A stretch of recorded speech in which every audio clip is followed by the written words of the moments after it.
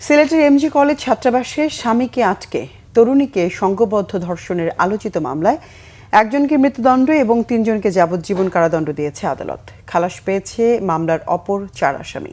দুপুরে সিলেটের দ্রুত বিচার ট্রাইব্যুনালের বিচারক স্বপন কুমার সরকার এই রায় দেন।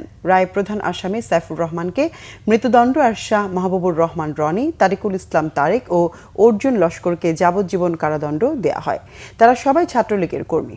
অন্যদিকে পর্যাপ্ত প্রমাণ না পাওয়ায় আইনুদ্দিন আইনুল, মিসবাউল ইসলাম, রবিউল ও মাহফুজুর রহমানকে খালাস দেন বিচারক।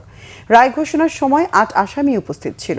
২০২০ সালের ২৫ সেপ্টেম্বর রাতে শাহপরান রহমতুল্লাহি আলাইহির মাজার থেকে ফেরার পথে এক দম্পতির প্রাইভেট কার এমসি কলেজের প্রধান ফটকের সামনে আটকে আসামিরা তাদের ছাত্রাবাসে নিয়ে যায়। সেখানেই স্বামীকে আটকে রেখে স্ত্রীকে সংঘবদ্ধ ধর্ষণ করা হয়। পরে দম্পতিকে মারধর করে টাকা পয়সা ছিনিয়ে নেওয়া ছাড়াও তাদের গাড়ি আটকে রাখে তারা।